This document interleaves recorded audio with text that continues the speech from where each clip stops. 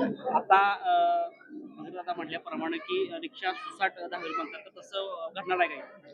रिक्षा ही मी याआधी सुद्धा एका बाईटमध्ये सांगितलं होतं, की रिक्षा ही विकासाची रिक्षा.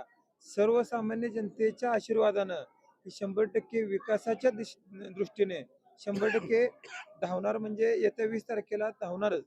आणि मगाशीच भगीरथ दादांनी आपल्या भाषणामध्ये सांगितलं होतं, की नगरपालिकेमध्ये काम करत असताना फक्त ज्यावेळेस माझी आई सुनंदाताई आबे अवताडे या नगरपालिकेत जातील, मी विरोधकांना एक आव्हान करतो, की दादांनी सांगितल्याप्रमाणे, भगीरथ दादांनी सांगितल्याप्रमाणे विरोधकांना एक माझं आव्हान आहे.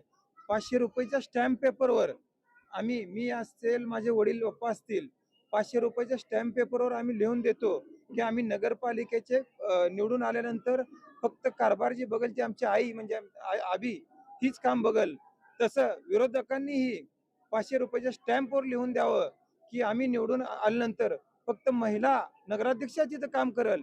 मी त्या नगरपालिकेची पायरी चढणार नाही. असं आम्ही जसं लिहून देतोय, तसं विरोधकांनीही लिहून द्यावं.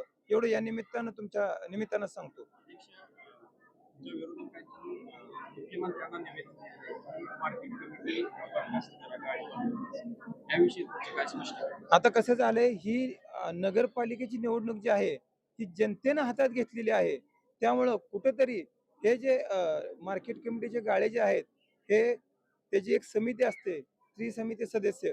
त्या सदस्याच्या माध्यमातून कायदेशीर कायदेशीर प्रक्रिया करून हे गाळ्याचे जे नियोजन झालेलं आहे, ते झालं आहे. फक्त आता विषय फक्त राहिला त्यांच्या अ, टीकेचा.